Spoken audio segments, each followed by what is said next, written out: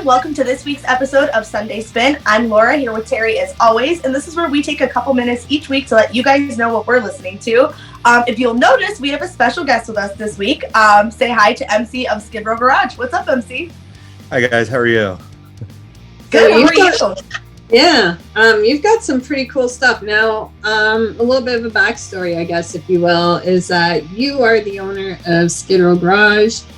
What happened? So to keep it kind of short here, last summer, after 12 years of running as a 100% DIY venue, literally in my garage, the city came in and said, you can't do that anymore, and shut it down. We got together and raised $37,000 or a little bit more than that on a GoFundMe to basically save Skid Row Garage. And we have spent the last 5.5, 6 months looking for a new home. And the big news this week is on Tuesday evening, I signed for a property that we are purchasing, and we now own the new home of the Skid Row Garage. So yeah. DIY live music will be continuing in York in the very, very near future. Yeah, because I know when we first started camp, everybody kept telling me, go to Skid Row. You got to talk to this guy from Skid Row. You know, if you want DIY, this cat's DIY. And sure enough, we got to talk, and this is while you still had the garage. But man, the amount of talent that you've seen through that place is just amazing. You have seen a lot of people who've supported that DIY cause. And of course, us being completely DIY, we support it too. So I want to say a huge congratulations. Well, thank you. And I have to say thank you to everybody. I mean, that GoFundMe had, I think I looked at it, was like 690 some different people donated, which is just insane. That really helped us. Rob from Robberitos, anybody from York knows Robberitos. They're a burrito shop, and he's been around since I think 2007 now. He's been a big help. He's kind of partnering with me on this. And everyone that we talk to when we go and say, hey, almost 700 people donated to this. We raised $37,000 of our own money from donations. That is like mind-blowing to most of the people who don't quote unquote get it, what like the DIY music scene's all about. So it definitely helped us open a lot of doors. Next week we're actually meeting with some people from like the Economic Alliance and the Cultural Alliance here in York, because they're going to try to figure out how to help us with some funding, because the building that we bought is it's a well-known, very, very visible property in York that I think a lot of people that have been in the city and city government and like the bureaucracy in the city, they want this building to not be the dilapidated, rundown, quote unquote homeless shelter that it has been for the past 8 years, because it's been empty for 8 years. So, I mean, we have a list, and I mean, we have probably, to get it back to where it needs to be, probably $40,000-$50,000 worth of work that needs to be done to the building, which they're going to help us try to find some money for that, some very, very low interest loans. And we're looking into possibly starting up another GoFundMe or a Patreon to have anybody that wants to continue helping can continue helping in that way. That's awesome. So yeah, a huge congratulations. I'll reiterate, thank you everybody who donated. I'm sure you've seen donations from everywhere, Canada, probably Mexico, Europe. Because the DIY scene in this community is so intertwined and strong. It is just a real testament as to how awesome punks really are. And, I wish you all the best. Yeah, thank you. We had, I did a little speech here at something called York Crafted, where they local entrepreneurs go in and do like a 6-minute speech. And I got invited to do that. And I was on the fence because I was like, well, what I'm doing is basically illegal. I went and did it anyway. And one of the things I brought up is we've hosted bands from all over the world, everywhere, every inhabited continent except for Africa. We've had somebody play here in a garage in York, which is just crazy. And then when the donations started coming in, all those bands were sharing it. So we got donations from Europe and Asia and South America and all across the United States as well. But it was just, I mean, it was a real, true, like, global outpouring of support. It was great. That's awesome. Well, again, huge congratulations to you, MC. I'm so excited to see what's going to happen out in Skid Row. I'm definitely going to try to catch a show this year. I have to.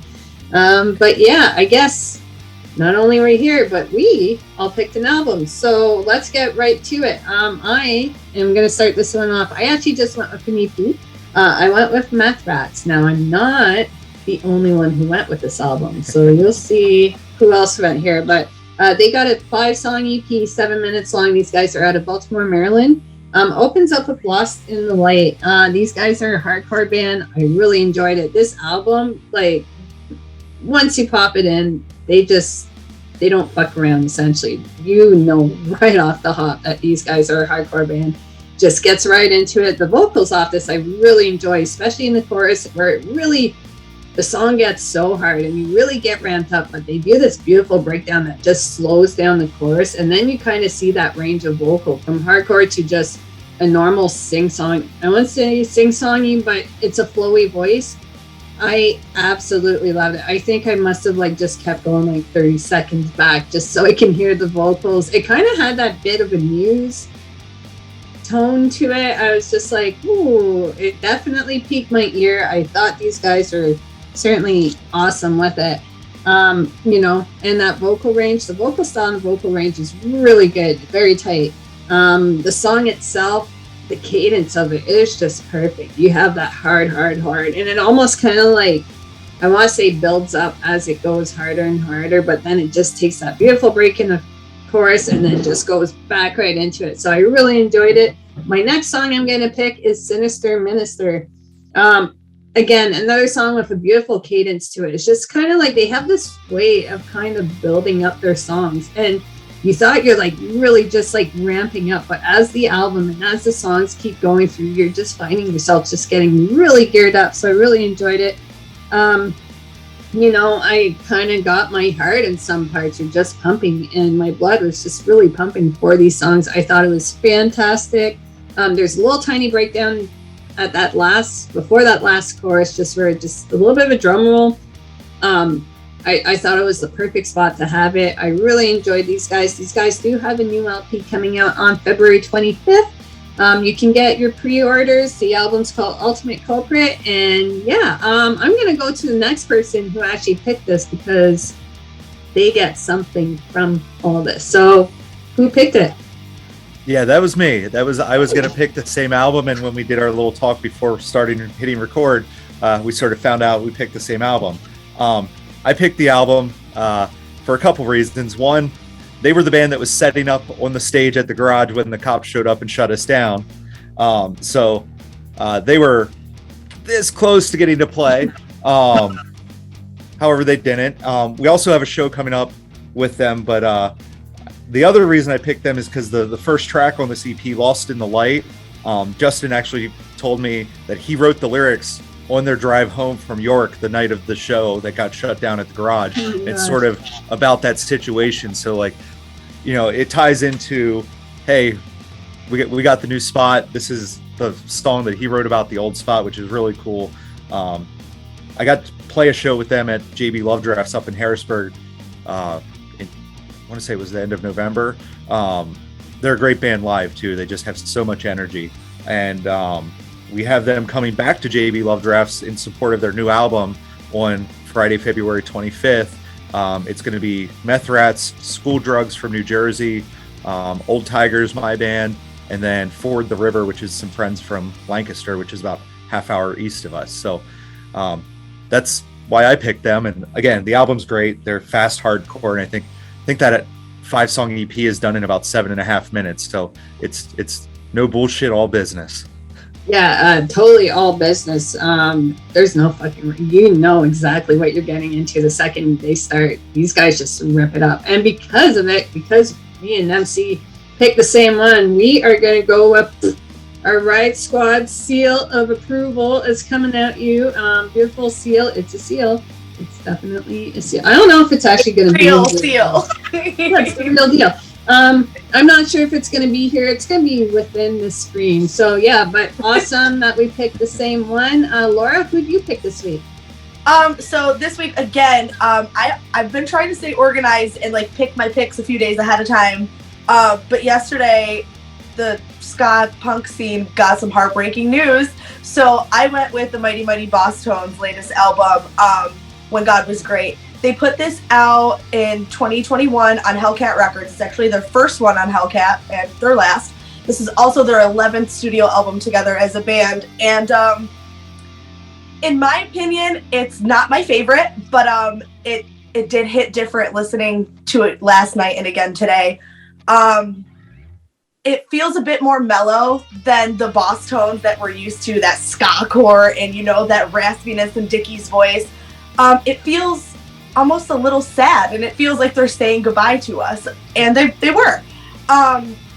So I don't want to take too much time and talk about it because it's a little emotional. This is a band that I've grown up with my whole life.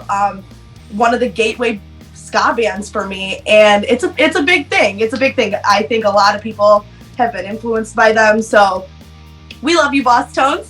But I loved What It Takes. I thought that was a great song to me. This was pure Mighty Mighty Bosstones right here. This felt like the old stuff a little bit to me. It was missing that raspiness and a little bit, I wish it had a little bit more energy in the chorus because the horns here are so beautiful. The harmonies are beautiful. This is everything that the Bosstones is, essentially.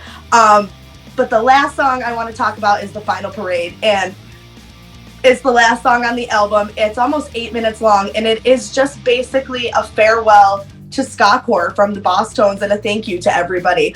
The lyrics are great. There's tons and tons and tons of featured artists in here that are really relevant in ska right now.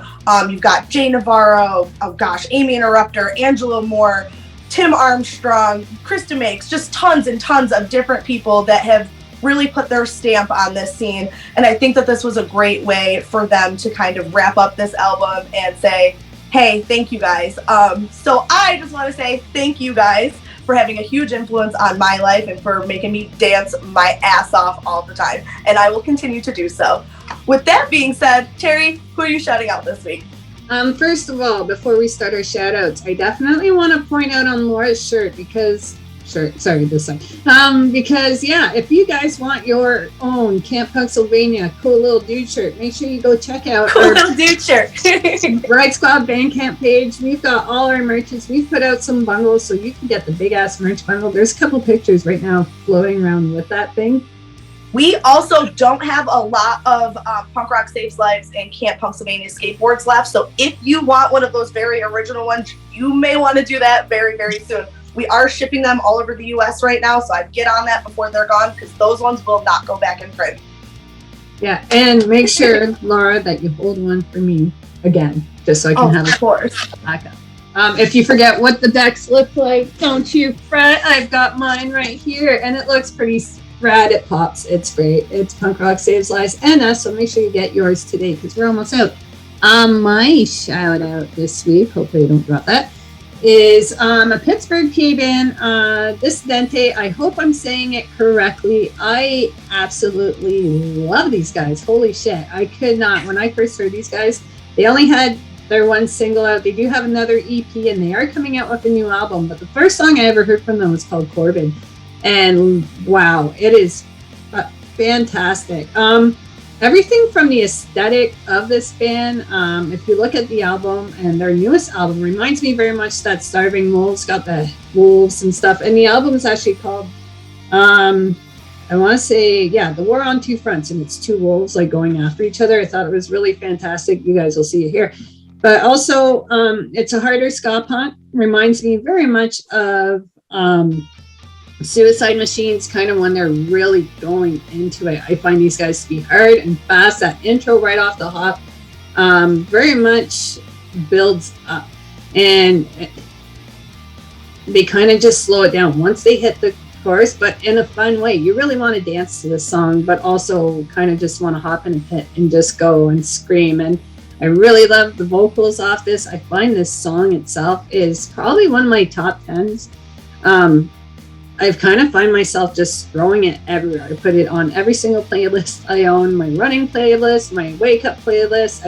I really, really enjoy it. I think these guys are something special. Make sure you keep an eye out on them. War on Two Fronts is coming out, I think February 11th. They have 2 vinyl versions, a blood splatter and also a very nice blue and red colored variant. So make sure you guys go check them out. Laura, who are you shouting at? So it's no secret that Terry and I have been just thrown a metric shit ton of music over the last 2 months. So I've been really soaking all of that up. Some of it has been really, really awesome and gets me excited. This week, we have a video from my new friends in Illinois, Soy City Stranglers. They're a 4-piece kind of punky hardcore band, and they're on River Monster Records now, who are also our really good friends as well. This is a video for their track called Black Deuce, and I think you guys should go and hit their follow button immediately because they fucking rip, and we'll see you guys next week.